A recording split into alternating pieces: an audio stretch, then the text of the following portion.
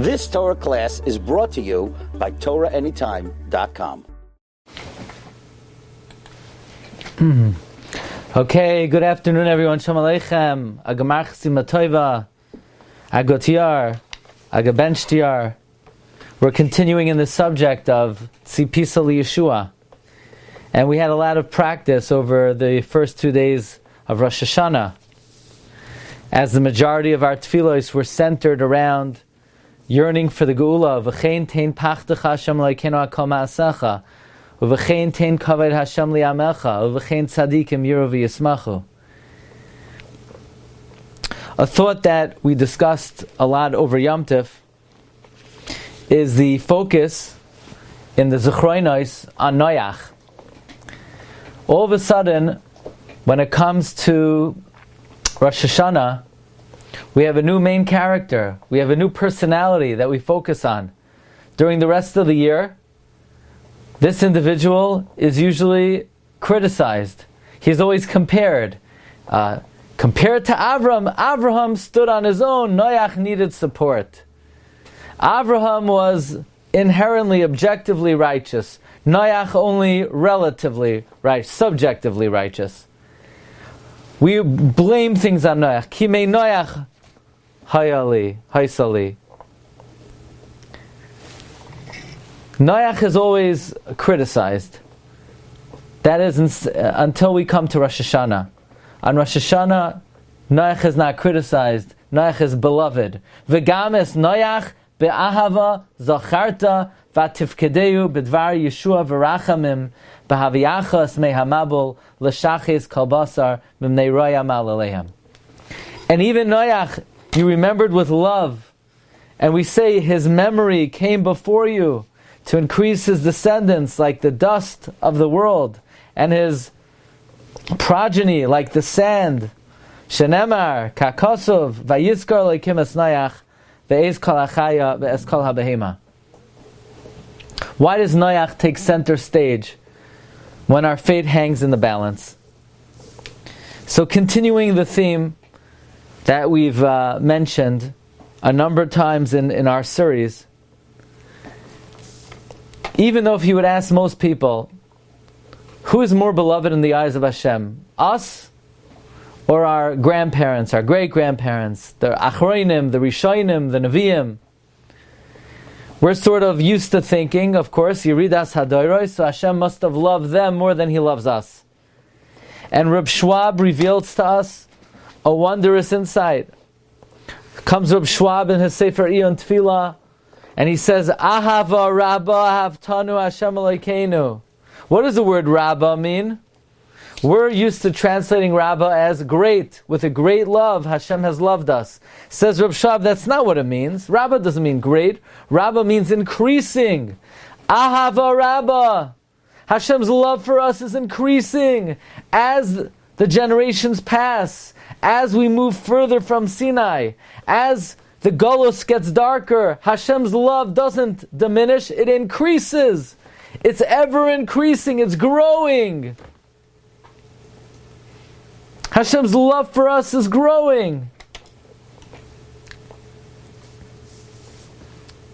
When I was a kid, there weren't that many resources. If somebody wanted to learn Gemara, so yeah, if you wanted to learn Gemara, you needed some help, you would get yourself maybe Torah tapes. You try to find a Sensino Gemara and get a literal translation of the words of the Gemara. And then Art Scroll came out with Makos. And now you have the whole Shas elucidated. Now you can even get Tosfos in English. You have the Mesifta Gemara, every Rashi in Shas Mavuar, every Tosfos in Shas Mavuar. You know why? Ahava Rabbah, the Rebbeinu Shalom loves us more. In the last 20 years, Hashem's love has increased manyfold. There are many more Sfarim that are explained today than there were even 10, 20 years ago. In the Shar HaGilgulim of the Arizal, in Hakdama Lamed Ches, he brings that Reb Chaim Vital that the Arizal would always tell him, Reb Chaim Vital records, that his soul, the Ari would tell Reb Chaim Vital, your soul is so elevated, so supernal, So Reb Chaim Vital said, come on, Rebbe. Even the smallest of earlier generations was much greater than I am. I can't even reach their heel. And Ari says, Dalecha ein gedulas hanefesh tluya kefi maseh ha'adam rak kefi hazman. God doesn't judge a person based on objective standard, but it's subjective to their generation. Says the Ari, Maseh katan ma'oid bidar hazeh shakol kama mitzvahs gedolah shebedoyer sacherim. One small deed in our generation is equal to many great mitzvahs of earlier generations. Why? Ki bedoyros elu haklipa goiveres ma'oid. In our generation, that Ari says in Tzipisa in the 16th century, the forces of impurity are very dominant. Le'ein kates, to no end.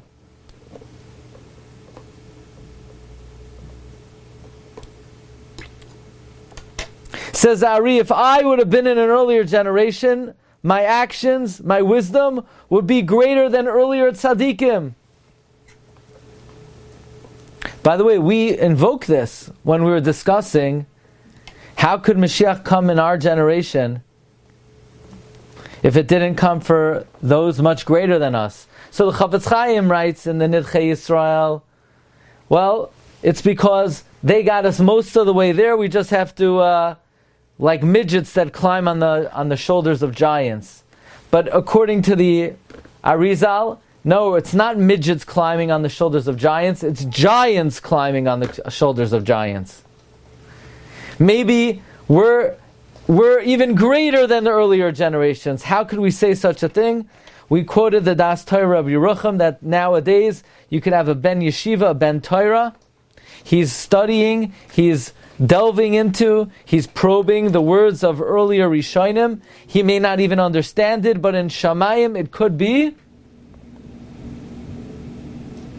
He's greater than the Gadol whose words he's studying, because God judges a person based on the times that he lives in. Erev Rosh Hashanah, Hashem gave me a big matana with the following insight, which is very simple, now that come to think of it.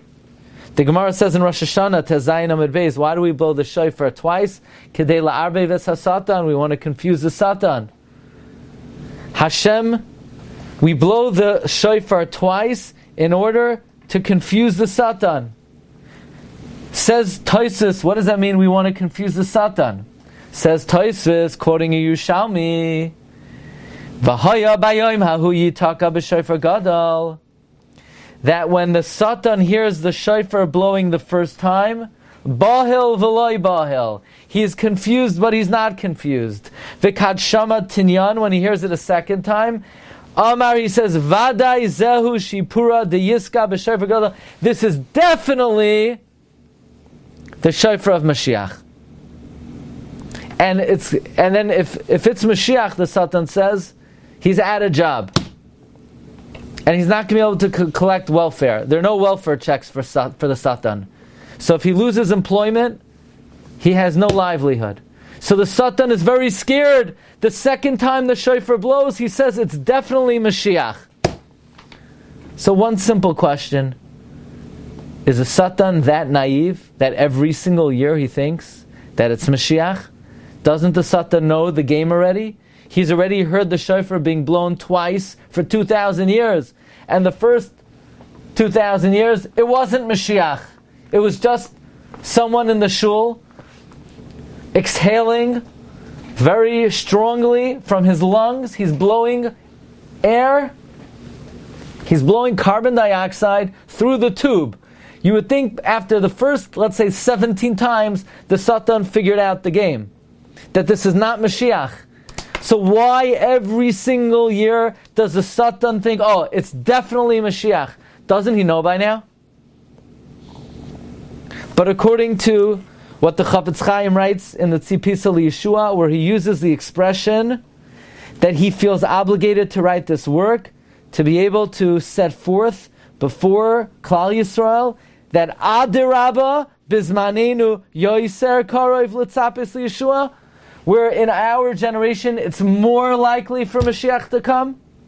Not that Not just, well, the earlier generations got us most of the way there, and we midgets have to get us to the finish line. No, the Chavetz Chaim is writing stronger here. The Chavetz Chaim is saying it's more likely for Jews in 2023 to bring the Mashiach than for Jews in the 15th century or the 16th century. Why? Well, based on the Arizal, we understand. Because if the Ari is saying that the forces of impurity were out of control in the 16th century, what could they do already in Sfas? Come on, between me and you. What kind of averas could they do in Sfas?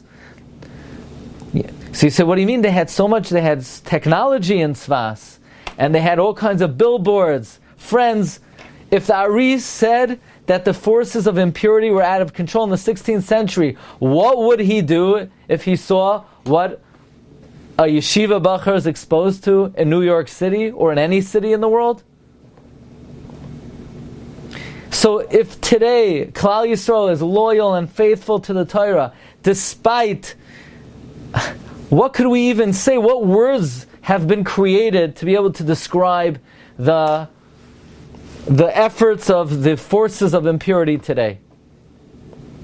I mean, there are no words to describe the challenges that a young person has to face, or any Jew for that matter, to be able to be loyal to the Torah. And this gives us an amazing insight into the fact that yes, every single year, when the Satan hears the shofar blown a second time, he says, this is definitely Mashiach. What do you mean? But it wasn't Mashiach for the last 2,000 years. That's because the Satan says to himself, the last 2,000 years, I wasn't so empowered. But if only the Jews would know what kind of koyach I have today, and yet they're still serving HaKadosh Baruch Hu. The Satan is convinced it's Mashiach because he knows the challenges that we face. He knows the difficulties we face. He knows how the koyach hatum is out of control. And therefore, if he thought Mashiach was coming last year, this year, he knows it's coming. So actually, we need to take a very important lesson from the Satan. If you want to know, from who should we learn to be mitzapel Yeshua? We've had many great tzaddikim. Friends, there have been many great tzaddikim who have yearned for the coming of Mashiach. They even had suitcases packed. But you know what? You know who our greatest Rebbe should be? We have